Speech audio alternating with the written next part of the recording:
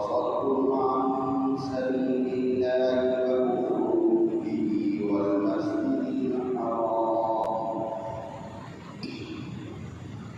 وإخراج منه أكبر عند الله والفتنة أكبر من القتل ولا يزالون يقاتلونكم حتى يردوكم عن دينكم إن استطاعوا ومن يرتد منكم عن دينه فيمت وهو كافر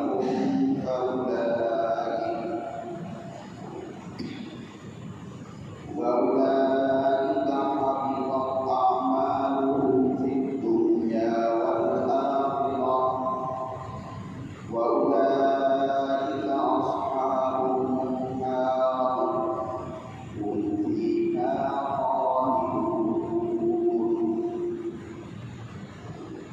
صدق الله العظيم وصدق رسوله النبي الكريم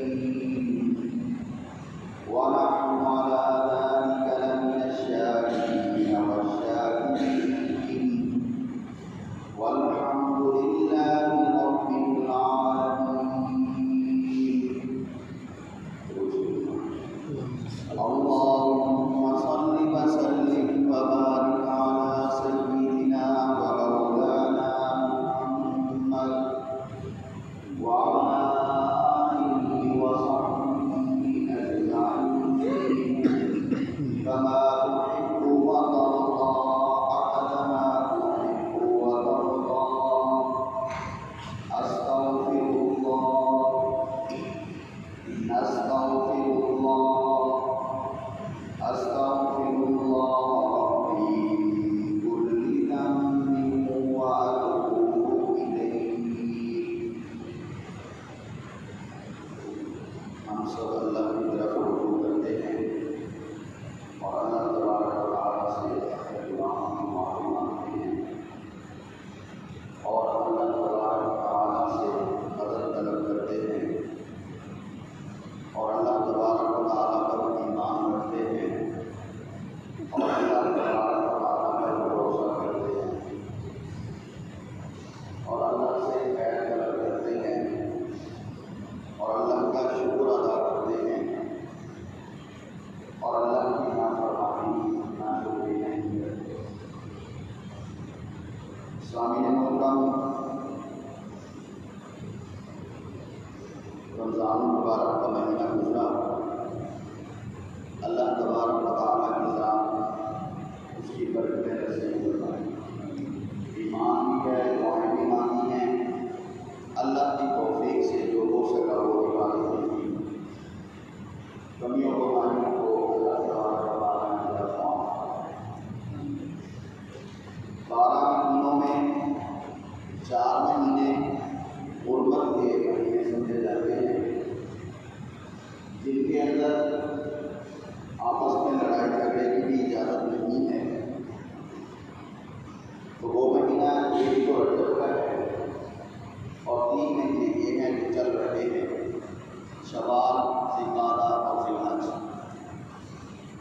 پیارے پیغمبر صلی اللہ علیہ وسلم کی ولادت مبارکہ سے پہلے بھی لوگوں کے اندر ان کا احترام تھا اور ان کو احترام والے مہینے کہا جاتا تھا اور ان مہینوں میں کوئی جنگ نہیں کرتا تھا.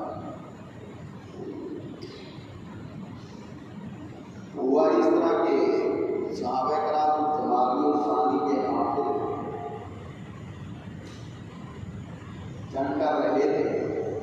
دن جمادی الثانی کا آخری تھا اور رات رجب تھی. جمادی الثانی کے آخری دن میں انہوں نے جنگ کی. ان سے کچھ کافر لڑنا رسید ہوئے تو مشرکین نے طنز وغیرہ کرنا شروع کر دیا کہ دیکھو یہ محمد اور اس کے ساتھی نعوذ باللہ غربت والے مہینوں کا احترام بھی نہیں کرتے. ان کا کام صرف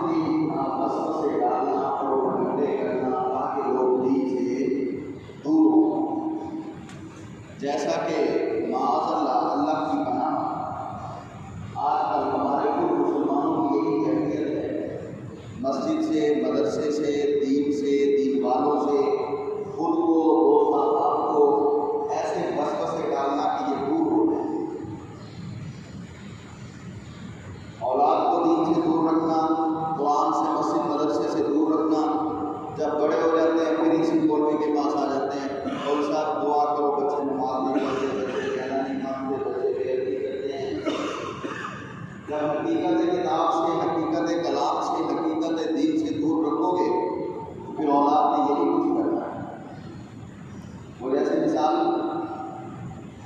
عام مشہور ہے، بچے کو جب پڑھانا ہو تو کہتے ہیں بچے کو پڑھائیں تو پھر کمائے گا وہاں سے۔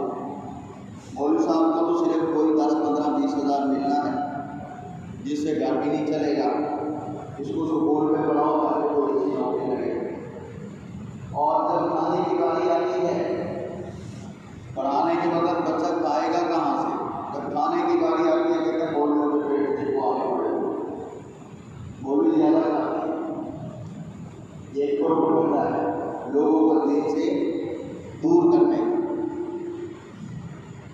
تو شروع میں بچے کو دین سے دور رکھتے ہیں، بڑے ہوتے ہیں تو پھر مولوی صاحب کو کہتے ہیں بچہ اس کو دم کر دو، اس کے لیے دعا کرو، اس کے لیے کوئی پھال نکالو، اس کے ستارے ملاؤ، اس کا اطلاع کرو، اس کا بنا کرو، یہ بڑی بے ادبی کرتے ہیں، کہنے نہیں مانتے۔ دوبارہ کافروں نے یہ پروپیگنڈا شروع کر دیا، حضرات صحابہ کرام مفلس غریب دین کی طرف آنے کی کوشش ہے تو غریب ہوتا ہے۔ اگر مال و دولت والا بھی کوئی بچے کو حافظ، عالم، قاری، مفتی بنا دے تو اس منصب پہ نہیں آنے دیتا، بھائی یہاں تنخواہ ہی نہیں ہے۔ اگر پڑھا بھی دیتے ہیں تو ادھر آنے نہیں دیتے، حالانکہ یہ وہ مقام ہے جہاں نسبت چلتی ہے، تسلسل چلتا ہے، وراثت چلتی ہے نبوت سے۔ العلماء ورثۃ الانبیاء، اگر نبی سے عشق کرتے ہیں تو نبی کی وراثت بھی یہاں پر ہے، باپ سے عشق کرتے ہیں تو باپ کی وراثت کے لیے کتنا لڑ مرتے ہیں۔ تو نبی کی وراثت سے خود کو دور رکھنا یہ ہماری اپنی جہالت پر ہوتی ہے، نہ کہ علم پر۔ جیسا کہ علماء نے اپنی تفاسیر وغیرہ میں لکھا ہے کہ علم کے بارے میں جتنے قرآن میں آیات آئی ہیں یا علم کے بارے میں جتنے فضائل پیغمبر صلی اللہ علیہ وسلم کی احادیث مبارکہ میں ہیں، تو اس علم سے مراد وہ علم ہے جو اللہ نے بھیجا ہے، وہ علم نہیں جس علم کو ہم سیکھ کر، جس علم کے بلبوتے پر ہم ڈاکٹری کر لیتے ہیں، یا جس کے بلبوتے پر ہم کر لیتے ہیں، یا جس کے بلبوتے پر ہم تھوڑا سا لکھنا پڑھنا جان جاتے ہیں۔ علم کے فضائل وہاں چلیں گے جو علم اس طرف لے آئے۔ دوبارہ کافروں نے جو ہے پروپیگنڈا شروع کر دیا کہ دیکھو محمد کے ساتھیوں نے جو ہے نا غربت والے مہینے میں، عزت و احترام والے مہینے میں جنگ شروع کر دی۔ اب حضرات صحابہ کرام پریشان، جب کوئی وبا پھیلتی ہے، پروپیگنڈا پھیلتا ہے، وسوسہ ڈالا جاتا ہے تو اس کا اثر تو پڑتا ہے، پنکھا چلائیں گے وہ وبا آئے گی۔ حضرات صحابہ کرام پریشان نبی علیہ السلام کی ذات اقدس میں پہنچتے ہیں اور پوچھتے ہیں اے اللہ کے رسول، ان مہینوں میں ہمارے دین اسلام کے پہلے تو عزت و احترام تھا کہ 4 مہینوں میں جنگ نہیں کرنی، ہمارے دین اسلام میں، ہماری شریعت میں، ہمارے مذہب میں اللہ کا کیا حکم ہے؟ تو اس چیز کو ان آیات میں بیان کیا، یسألونک عن الشہر الحرام قتال فیہ، اے پیغمبر یہ آپ کے ساتھی آپ سے سوال کرتے ہیں اس حرمت والے، عزت و احترام والے مہینے کے بارے میں کہ قتال فیہ، اس میں قتال کرنا، اس میں جنگ کرنا، اس میں لڑائی کرنا، اس میں آپس میں لڑنا، اس میں آپس میں جھگڑنا، اس میں کافروں سے لڑائی کرنا، کافروں کو نیست و نابود کرنے کی کوشش کرنا، یہ کیسا ہے؟ اللہ تبارک و تعالیٰ کی ذات نے فرمایا کل قتال فیہ کبیر، ان کو بتلا دیجئے، کہہ دیجئے، فرما دیجئے، قتال فیہ کبیر، ان کے اندر قتال کرنا یہ بڑی بات، کبیر بڑی ہے، بڑی کا مطلب اچھا کام نہیں ہے، دوسرے لفظوں میں بڑا گناہ ہے،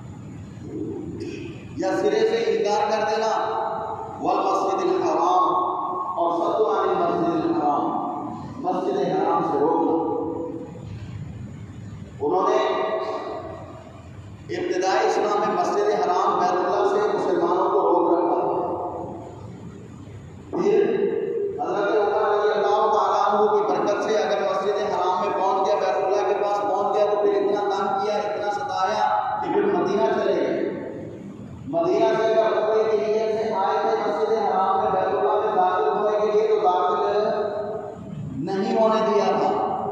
جو صرف مکے کے رہنے والے تھے ہجرت کر کے مدینہ چلے گئے، دوبارہ مکے میں آئے تو پھر مکے میں داخل ہے۔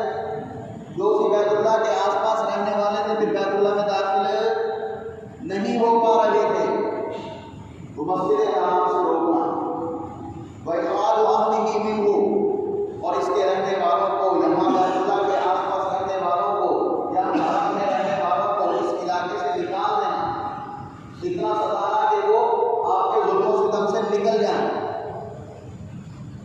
اور یہ آج کل بھی سسٹم چلتا ہے، یہ آج کل ترتیب بھی چلتی ہے، اگلے کو ایسا مجبور کر دیا جائے، ایسا مجبور کر دیا جائے کہ چھوڑ جائے، بھاگ جائے، علاقے سے نکل جائے،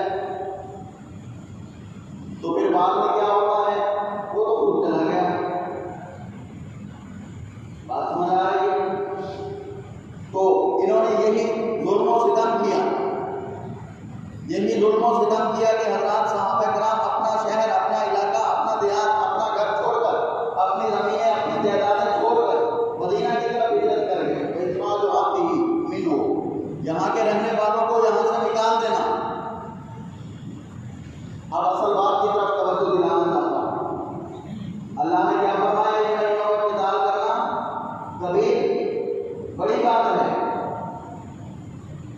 اور یہ جو باتیں بتائی ہیں، اللہ کے راستے سے روکنا، اللہ کا انکار کرنا، اور اسی طرح مسجد حرام سے روکنا، یہاں کے رہنے والوں کو اخراج اہلہ منہ، یہاں کے رہنے والوں کو یہاں سے نکال دینا۔